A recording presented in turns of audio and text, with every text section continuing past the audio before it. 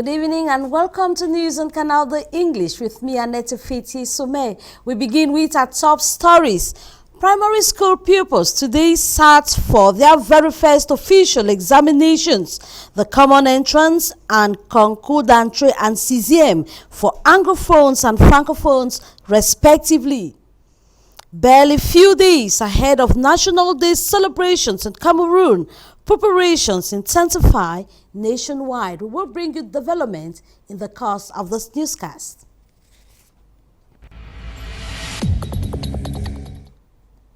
We begin with official examinations where hundreds of pupils in Kribi today sat for their very first official examinations. That is the government common entrance for Anglophone students and Concours d'Entrée and Sixième for Francophones. However, parents have criticized the organization, saying a majority of pupils, or candidates rather, could not find their names on the list. This report with Nzi Morin. It is an important moment in the life of these people who are taking their first official examination, the common entrance and Concours d'Entrée and Sixième in the French subsystem of education. At Government Bilingual High School Kribi, a crowd of parents could be seen at the main gate as they accompany their children to face their destiny. The smile on the faces of parents reassured their children. I had to accompany my child to the examination center. I know everything is fine. He's already in class. The school premises was invaded by hawkers. They made fast cash from people who forgot their writing material, even though tender, the people understood the importance of the examination.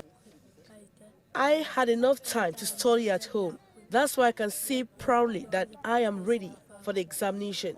The examination was marred by organizational lapses.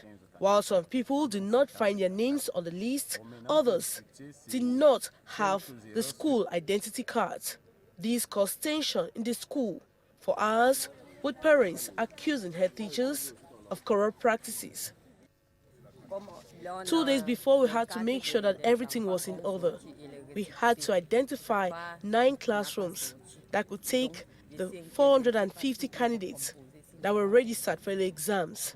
Some errors were identified at the level of registration. Students could not find their names, but we had to take measures concerning that. The chief of center appealed for calm while measures were taken to enable candidates who could not conform to write the examination pending other administrative procedure. The practical phase of the government common entrance examination ends tomorrow, and in Kumbo, in Bui Division, the turnout for the past 2 days has been very low.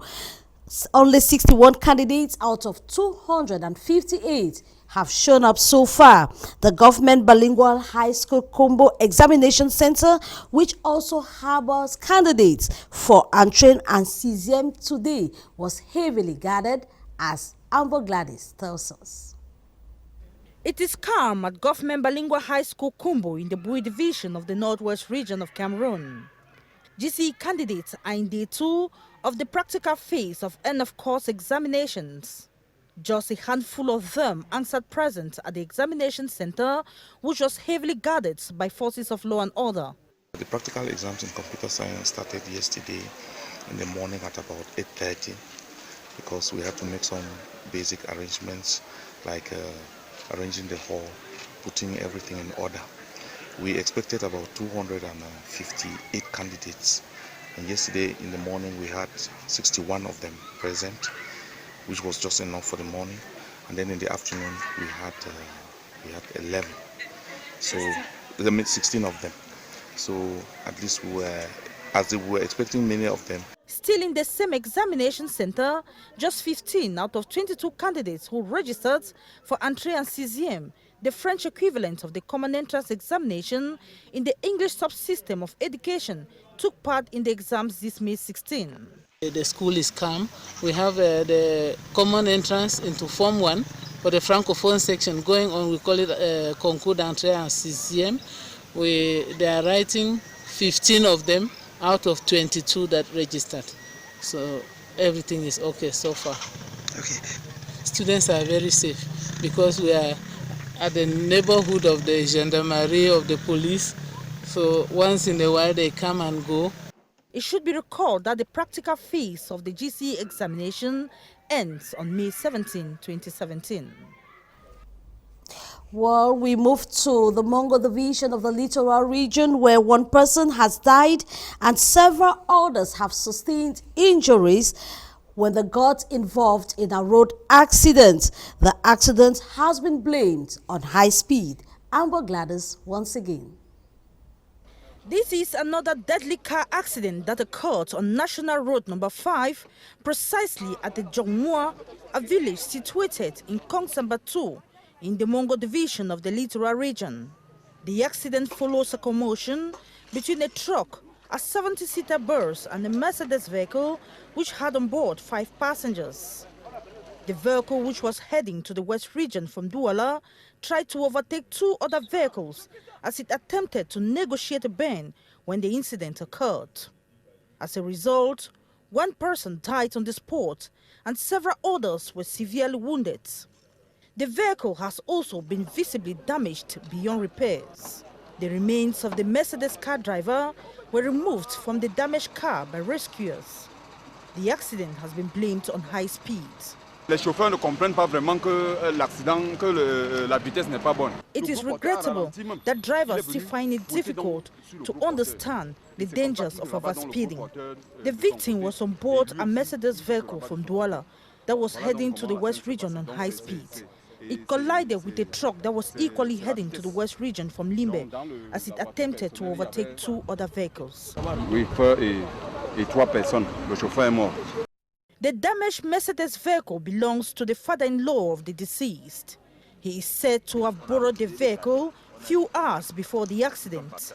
Informed of the accident, the father-in-law stormed the scene to take stock of the situation, likewise elements of the local gendarmerie who have opened investigations. A man is presently behind bars in Douala after he was accused of setting a house ablaze. The reasons for his actions are still to be known, though witnesses say he is mentally deranged. This report. In small groups, inhabitants with the use of buckets struggle to quench the wild flames. It is 1 p.m. in the Bali neighborhood in Douala, Cameroon. Everyone is attracted by the fire incident that broke out in broad daylight. The presence of a well and the bravery of inhabitants did not stop the fire from consuming the wooden cottage. Nobody is ready to talk to our reporters, even a man dressed in white, said to be the occupant of the plank building, where the fire reportedly broke out. There are growing suspicions in the neighborhood that a tenant is behind the fire which started in the house of the landlord. According to sources, the suspect is mentally imbalanced. Firefighters arrived late but succeeded to stop the flames from extending to other buildings. Well, we now talk National Day celebrations as the gathers team in Douala. Ahead of the 45th edition, the military has intensified rehearsals, and the same invention this year will be a motorized march past by the gendarmes. This report in Maureen.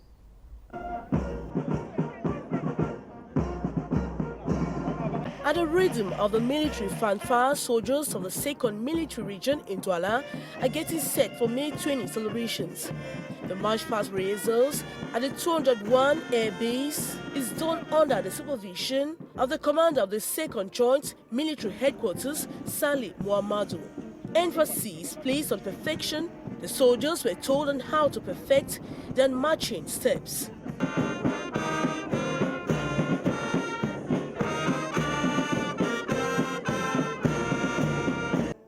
Many innovations are noticed this year. One of them is the passage of the National Gendarmerie with newly acquired equipment. Motorized equipment that will enable them to fight against rising banditry and criminality. This year in Douala, troops will be commanded by Colonel Emmanuel Chapi.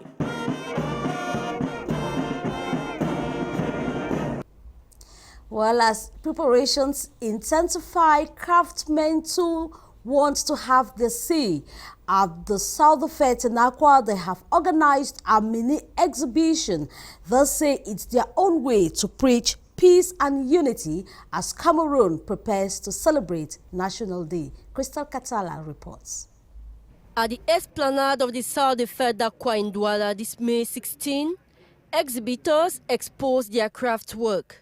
This is part of activities to mark the celebration of national unity. On some painting, one finds picture of German colonists who made the history of Cameroon. It's between 1884 and 1914, so a period of 30 years. In this period of 30 years, our country were united.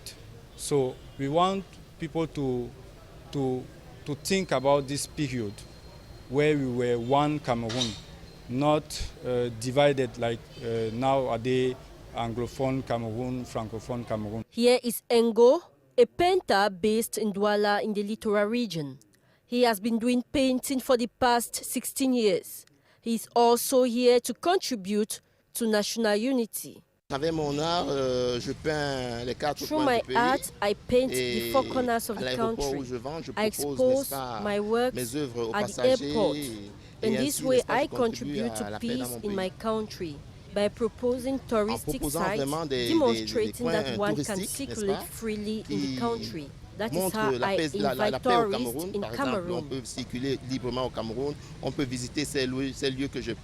Et voilà comment j'encourage, n'est-ce pas, les touristes à venir au Cameroun et à visiter ces lieux.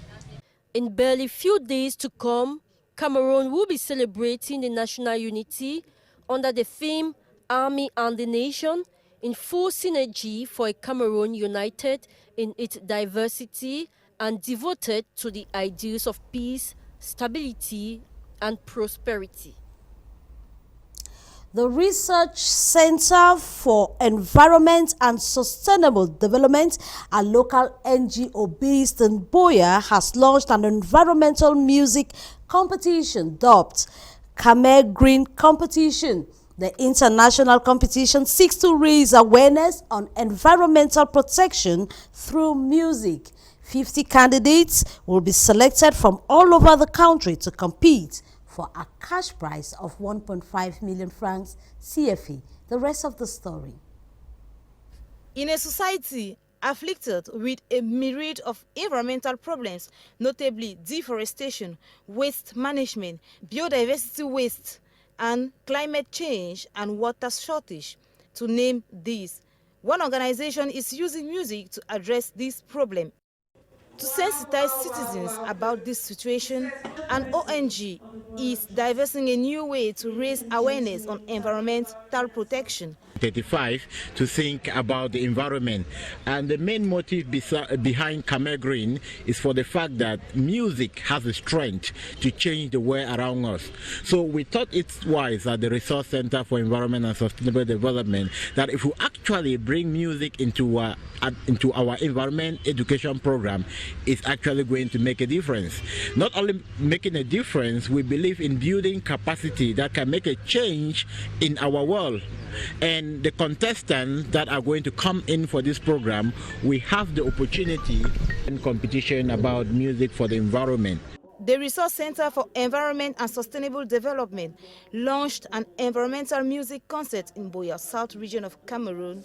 Speaking in the event, the Southwest Regional Delegate for Environmental Protection of Nature for Sustainable Development said the Canal Green Competition has the backing of the ministry, given it falls in line with the objective and mission of the ministry to create awareness on the environment. Important for us, first of all, because this event can help us to create awareness. You know, the main mission of the Ministry of Environment is to raise awareness of people as far as the environmental issue is concerned.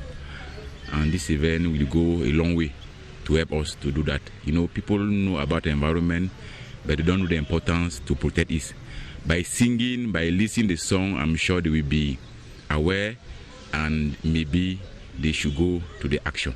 The international competition will serve as a challenge for the competitors, and the registration are ongoing up till the 25th of May 2016, during which 50 participants will be selected. The government of Cameroon, through the Ministry of Public Health, is bent on reducing infant mortality.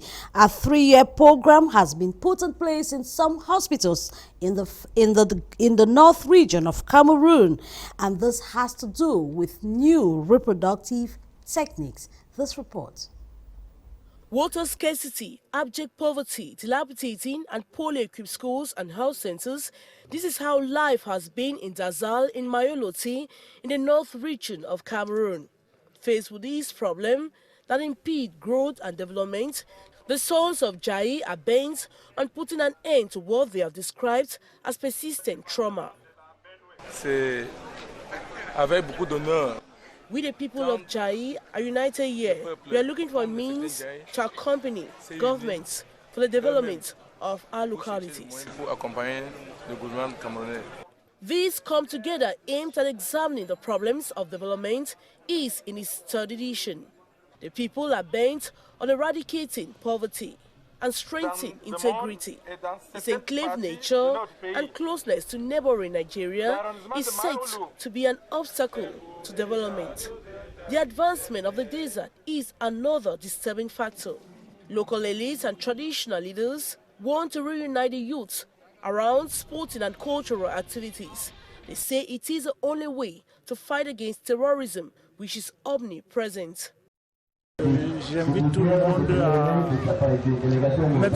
This meeting is timely. We focus on education, which is a prerequisite for development. We have strangers here, but we have accepted them as our own brothers. We have chiefs from neighboring Nigeria, but they are part of us. An on-the-spot financial contribution was made to assist the population. Well, we are sorry for that mix-up. We come back to the reports on where new reproductive techniques are being introduced in health centers in Garua. This report. Statistics revealed from the Ministry of Public Health in Cameroon says that for the past 15 years, more than 12 women and 72 children die every day during childbirth. In order to reduce this phenomenon, a program for access to reproduction and maternal health services for women and girls in Cameroon, dubbed AMA, have been put in place for a period of 3 years in some health centers. Some of the health centers include Efolan Center Region, Pitoa, Ngong, and Garatu in the North region of Cameroon. This 3-year program has as aim to ameliorate the process of putting to birth of Cameroonian women and young girls. Equally, the program seeks to improve the quality of services in hospitals. With the aim of attracting new strategic partners in the health sector, participants share these new practices in the domain of reproduction and supporting access to family planning and post-abortion care. Well, and out of the country, we have unconfirmed news on the death of Nigerian President Muhammadu Buhari, that he died in London today where he was receiving medical care. The 74-year-old flew to London last Sunday. The Nigerian government is still to issue an official statement on the passing away of President Muhammadu Buhari, while there have been continuous rumors on his death since he left for London Sunday. We will be bringing you developments on the actual state of the Nigerian president's situation, if he is dead or alive. It is here that we call it out for this edition of the News on Canal the English. Thanks for watching.